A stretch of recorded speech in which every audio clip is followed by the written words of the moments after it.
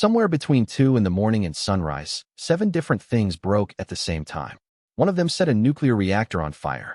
One of them is a virus our vaccines do not cover. One of them wiped out $657 million in a single trading session. One of them is happening live tomorrow in Tiananmen Square. By the end of this video, you will know which one is most likely to detonate first this week. Start with the scariest one. Sunday night, 3 drones crossed the United Arab Emirates' western border, heading straight for the country's only nuclear power plant. Air defenses shot down 2. The third broke through and slammed into the perimeter of the Baraka nuclear energy plant, the crown jewel of Gulf Energy. A fire erupted in an electrical generator outside the inner ring.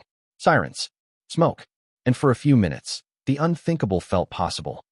The UAE's Federal Authority for Nuclear Regulation confirmed essential systems kept running. No injuries, no radiological release. But the language from the top was scorching. Deputy Prime Minister Sheikh Abdullah bin Zayed called it a treacherous terrorist attack and a breach of international law. An investigation is open. The wider context is uglier. The fragile U.S.-Iran ceasefire is unraveling, and the entire Gulf is being dragged back toward open war. While Abu Dhabi was burning, Ukraine was being shredded. Russia fired 524 attack drones plus 22 ballistic and cruise missiles in a single overnight barrage. 8 regions hammered at once. Ukrainian air defenses claim 503 drones and 4 missiles were knocked down. But 18 missiles and 16 drones found their targets. 34 direct hits. A 24-story apartment block in Dnipro took a strike between 2 and 3 in the morning. At least 18 people were wounded in Dnipro alone, including 2 children pulled from their beds. In Odessa, residential buildings, a kindergarten, and an educational lecture hall were damaged. An 11-year-old boy and a 59-year-old man were injured. Russian drones even struck 2 ships in the Black Sea, including a Chinese-owned vessel called the KSL De Yang, days before Vladimir Putin lands in Beijing. The symbolism is brutal.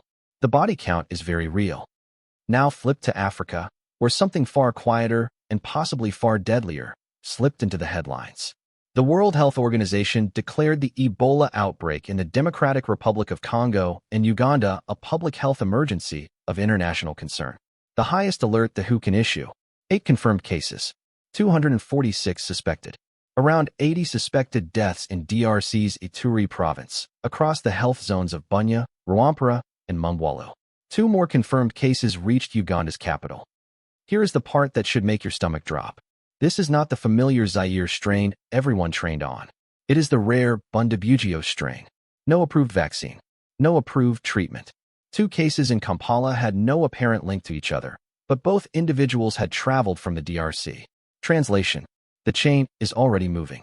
The WHO is rolling out its emergency framework, but in 2026, with USAID gutted, the response engine is missing crucial pieces. Money got hit overnight too. Bitcoin slid below $77,000, hitting its lowest level in 3 weeks. $657 million in crypto positions were liquidated in 24 hours. $584 million of that came from long positions. People who bet the bottom was already in. Bitcoin Cash dropped over 7%. Terra Luna Classic, Pi Network, and World Liberty Finance all plunged more than 5% in a single session. What sparked it? 2 things stacked on top of each other. Spot Bitcoin ETFs just posted a $1 billion net outflow for the week of May 11th through 15th, snapping 6 straight weeks of inflows. Then the U.S. president told Iran the clock is ticking. Oil spiked. Risk assets ran for the exit. Traders who thought regulatory progress meant a green light got steamrolled by geopolitics instead. The lesson, again, is that macro eats narrative for breakfast. Now look east. President Trump flew home from 2 days of meetings with Xi Jinping in Beijing. The White House is calling it a win. China agreed to buy at least $17 billion of U.S. agricultural products every year from 2026 through 2028. Soybeans first. Plus a commitment to purchase 200 Boeing aircraft. Plus a promise to address American access to rare earths, the metals every smartphone, every electric vehicle, and every modern missile depends on. Both sides also agreed to build what they called a constructive China-U.S. relationship of strategic stability for the next 3 years and beyond. New boards of trade and investment. A follow-up summit on U.S. soil this September. Critics say no real breakthrough on Taiwan. No real breakthrough on Iran. Just a stabilization, not a peace. But for soybean farmers in Iowa and Boeing workers in Seattle, the order book just got noticeably fatter overnight. And here's the twist. As Trump's plane was lifting off Beijing, Vladimir Putin's was being prepped. The Kremlin confirmed Putin will land in Beijing on the evening of May 19th. That is tomorrow. At 11 in the morning local time on May 20th, Xi Jinping will personally welcome him at Tiananmen Square. An orchestra, an honor guard, cameras everywhere. The choreography is designed to be watched from Washington. The visit is timed to the 25th anniversary of the Treaty of Good Neighborliness and Friendly Cooperation. The two leaders will sign a joint statement on further strengthening their comprehensive partnership and adopt a joint declaration on a multipolar world and a new type of international relations.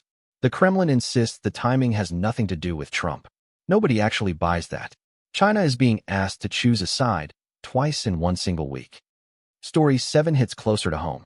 At Mountain Home Air Force Base in western Idaho, two U.S. Navy jets collided in midair on Sunday during an air show in front of families sitting on picnic blankets. Both aircraft crashed. All 4 crew members ejected safely. No civilians were hurt on the ground. But the footage is the kind that loops in your head for days afterward. An air show is supposed to be the safe face of military power. Tight formations, roaring engines, kids on their dad's shoulders. Then suddenly, 2 jets are tangled, 2 parachutes are blooming, and the smoke trail is going the wrong way. The Navy is now investigating. The base is silent. And one more reminder lands hard. Even on a quiet Sunday afternoon, the margin is thinner than the show makes it look. Step back. 7 stories. One night. A nuclear plant attacked. A capital city bombarded. A virus going global. A $1 trillion asset class bleeding. 2 superpowers making deals at the same table within 72 hours of each other. And jets falling at home. Notice the pattern. The world is not slowing down. It is speeding up. The space between events is shrinking. And the space for people to actually process them is shrinking right along with it. Markets are already pricing it. Stocks opened higher Monday on the Trump-Xi deal noise, but the Russell 2000 fell more than 2%. The 10-year Treasury yield sits at 4.59. Oil edged lower despite Strait of Hormuz disruptions. The dollar is weakening. Nvidia earnings drop Wednesday. Target Wednesday. Walmart Thursday. Translation. The week ahead is not going to be calmer. It is going to be a lot louder. And the Iran peace runs underneath everything else. The conditional ceasefire signed on April 8 held for several weeks. Then Tehran restarted strikes on the Gulf this month. Sunday's hit on Baraka is the first nuclear plant attack since the war began. Saudi Arabia intercepted 3 drones from Iraqi airspace the same day. Kuwait reported strikes on Shuwaik and Mubarak al-Kabir ports. The president's warning that the clock is ticking is not a metaphor anymore. Here's what is wild.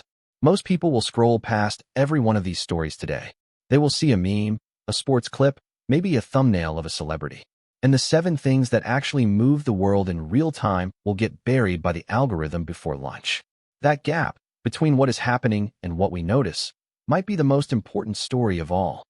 So here is the question that should genuinely rattle you. If 7 world-shaking events can happen in a single night and barely register, what is happening this Monday morning that none of us are tracking yet? Which of these stories do you think escalates first by Friday? The nuclear front, the viral outbreak, the crypto crash, or the new Putin-Xi axis sitting down tomorrow in Beijing? Tell me in the comments. Pick a number, 1 through 7. Tell me which one actually keeps you up tonight, and why. The story that gets the most comments is the one I cover wall to wall in the next video. Because if the world is going to keep moving this fast, we are not scrolling through it alone. Hit follow so the next one finds you before sunrise. Got an angle I missed? Tell me in the comments. Subscribe if you want me to keep digging into this stuff.